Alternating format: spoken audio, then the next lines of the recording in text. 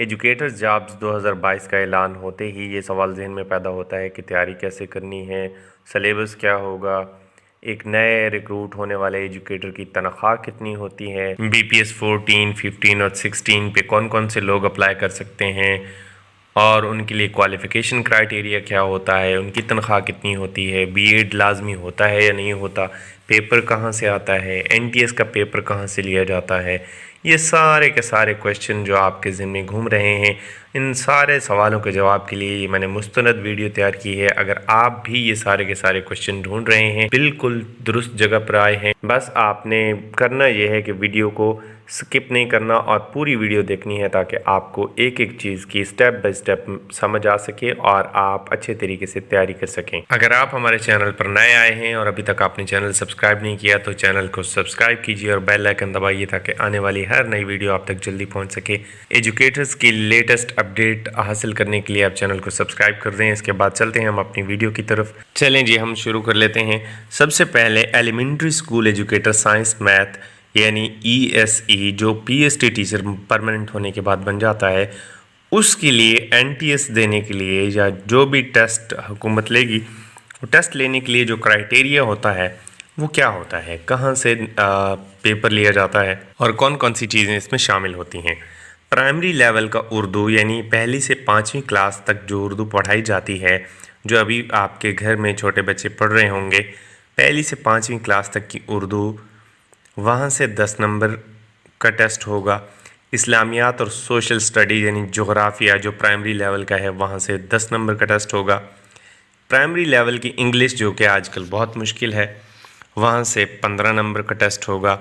उसके बाद है जी इंस्ट्रक्शनल प्लानिंग यानी strategies learning environment at BEd level.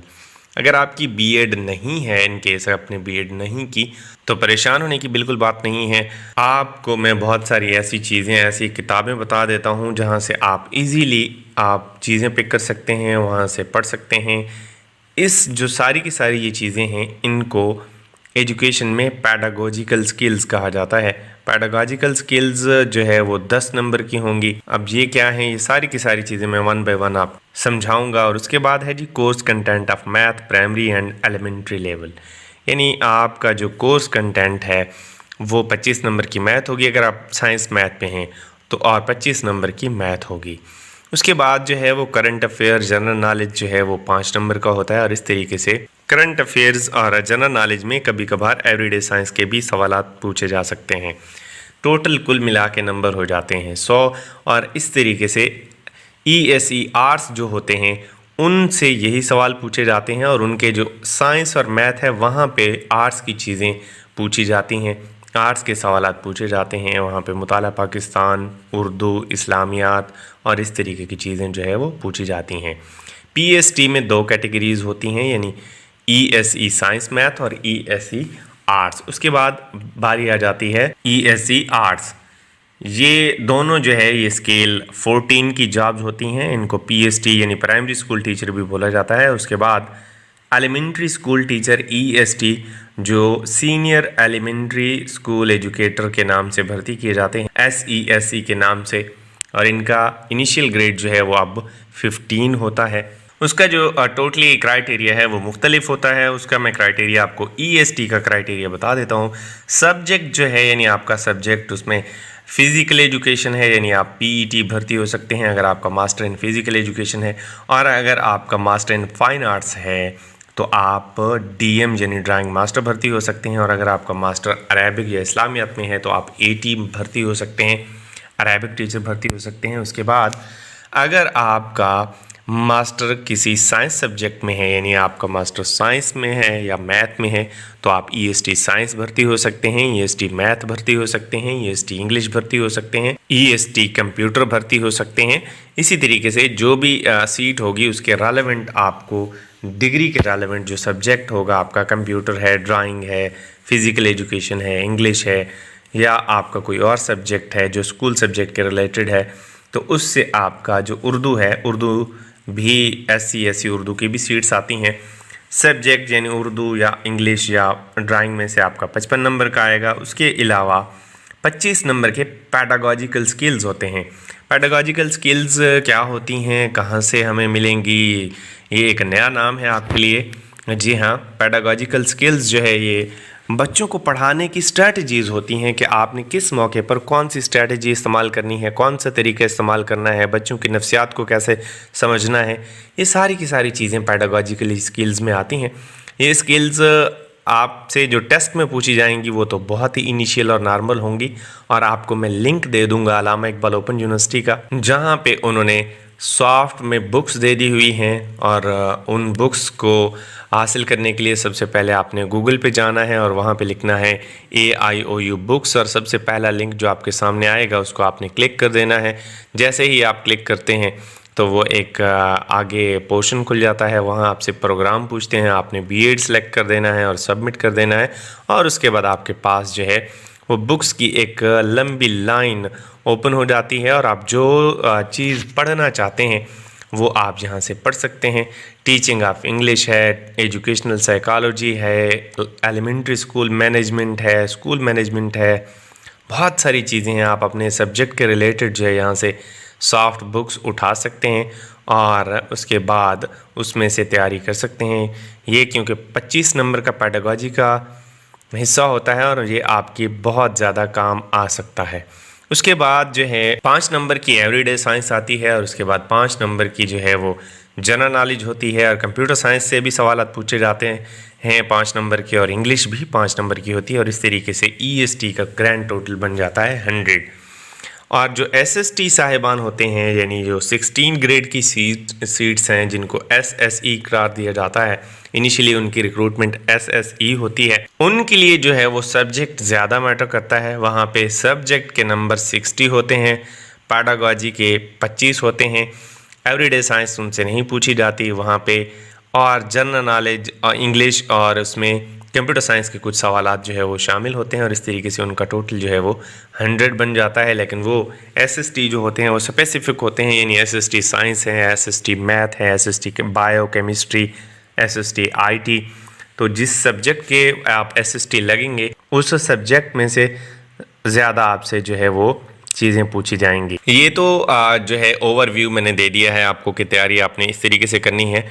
इसका एक शॉर्ट सा तरीका है कि अगर आप एक अपना एम सेट कर लेते हैं कि मैंने EST, PST या SST भर्ती होना है, तो उसके अकॉर्डिंग अपनी तैयारी शुरू कर दीजिए। तैयारी आपने अगर आपने प्राइमरी टीचर भर्ती होना है तो प्राइमरी की किताबें पढ़ना शुरू कर दीजिए अपने सब्जेक्ट के रिलेटेड, और दूसरी किताबें भी पढ़ते रहिए। अगर आपने एलिमेंट्री टीचर भर्ती होना है तो आपको एलिमेंट्री टीचर्स एलिमेंट्री लेवल पे जो है वो किताबें जो अवेलेबल हैं वो आप पढ़ सकते हैं। और ये सारी की सारी किताबें Punjab text book board Lahore की वेबसाइट पे सॉफ्ट में अवेलेबल हैं, 1ली से 10वीं तक आप वहाँ से किताबें डाउनलोड कर सकते हैं। अगर आपका मेरिट विदाउट BEd ही इतना अच्छा है तो आप सेलेक्ट हो जाते हैं और आपकी तकर्री हो जाती है, और फिर महकमाना पॉलिसी के तहत यानी आपको 3 साल के अंदर या 5 साल के अंदर BEd करके देना लाजमी होता है, जो बाद में किया जा सकता है, और इस तरीके से आपकी जो है वो तकर्री हो जाएगी। और अब आते हैं मेन हिस्से की तरफ जो कि तनख्वाह का है। अब एक प्राइमरी स्कूल टीचर की तनख्वाह क्या होगी, एक एलिमेंट्री स्कूल टीचर और एक BPS 16 के स्कूल टीचर की तनख्वाह क्या होगी, क्योंकि अभी पे स्केल रिवाइज़ हुए हैं और वो 2022 यानी जुलाई 2022 में हुए हैं, और आप बहुत खुशकिस्मत लोग होंगे जो स्केल रिवाइज होते ही भर्ती हो रहे हैं। मैं आपके साथ शेयर कर देता हूं एक चार्ट की सूरत में कि BPS 14, 15 और 16 की तनख्वाह कितनी होगी। ऐसे नए एजुकेटर जो 2022 में रिक्रूट होंगे उनका एक सैलरी चार्ट बना दिया है मैंने, BPS 14 से लेकर BPS 16 तक। BPS 14 के जो हमारे टीचर भर्ती होंगे उनकी बेसिक पे जो होगी वो नए पे स्केल रिवाइज के मुताबिक 22,530 रुपये होगी। सोशल सिक्योरिटी बेनिफिट क्योंकि आप कॉन्ट्रैक्ट पे होंगे तो आपको वो 30% जो है वो बेसिक पे का मिलता है, और वो बनेगा आपका 6759 रुपीज़। सोशल सिक्योरिटी बेनिफिट जब आप परमानेंट होते हैं तो काट लिया जाता है और आपकी डिडक्शन जो है वो शुरू हो जाती है। उसके बाद आपका मेडिकल अलाउंस जो है वो 1500 रुपये है। कन्वेंस अलाउंस आपको 2856 रुपये मिलेगा। हाउस रेंट जो है वो आपका 2214 रुपये होगा। स्पेशल अलाउंस जो 2021 में 25% मिला था आपका वो 3795 होगा, और स्पेशल अलाउंस 22 का 15% 2277 रुपये, और अडाक रिलीफ जो अभी 22 में 15% मिला था पे स्केल 2017 वाले पे, वो भी 2217 होगा। और इस तरीके से आपकी ग्रास पे जो बनेगी वो बनेगी 44,208 रुपये, और ये पूरी की पूरी आपको मिल जाएगी, इसमें कोई कटौती शामिल नहीं है। अब हम चलते हैं EST या SESE जो BPS 15 में होंगे, उनकी जो बेसिक पे होगी वो 23,920 रुपये होगी, और सोशल सिक्योरिटी बेनिफिट जो 30% बेसिक पे का है वो 7176 रुपये होगा। मेडिकल अलाउंस 1500 रुपये, कन्वेंस अलाउंस 2856 रुपये होगा। हाउस रेंट जो है वो आपको 2349 रुपये दिया जाएगा, और उसके बाद स्पेशल अलाउंस 25% 2021 का 4030 रुपये बनता है, और बाकी वाले दोनों अलाउंसेस आपके 2418 रुपये बनते हैं। और इस तरीके से आपकी जो पे है वो बड़े बेहतरीन फिगर में चली जाएगी, और वो बनेगी 46,667 रुपीज़। अगर यहाँ पे 6 रुपीज़ होते तो क्या ही बात थी।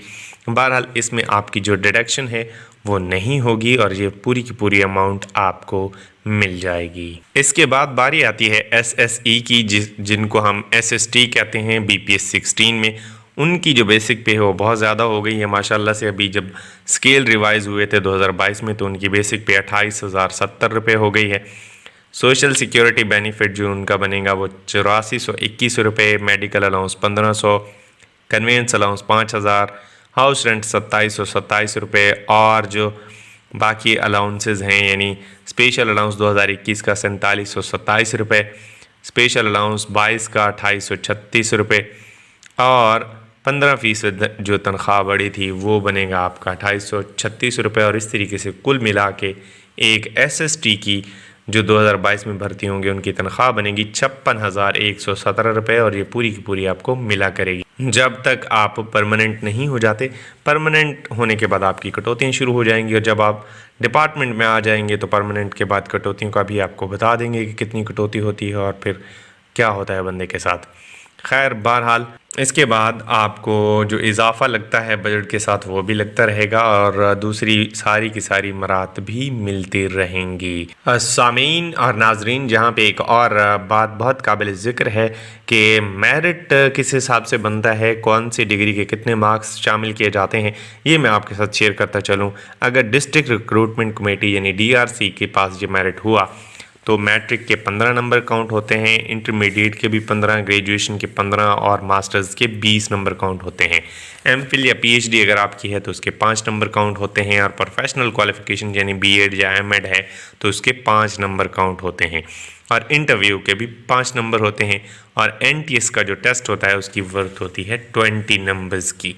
अगर यही क्राइटेरिया रखा गया तो इस हिसाब से 100 मार्क्स बनते हैं, और जो मैक्सिमम मार्क्स ले जाते हैं उनका आपस में मुकाबला होता है, और फिर उनके दरमियान मेरिट होता है, और मेरिट के बाद लिस्टें लगाई जाती हैं और फाइनल रिक्रूटमेंट जो है वो कर दी जाती है। एजुकेटर्स जॉब्स के मुताल्लिक नई और ताज़ा तरीन अपडेट्स आपके साथ शेयर करता रहूँगा।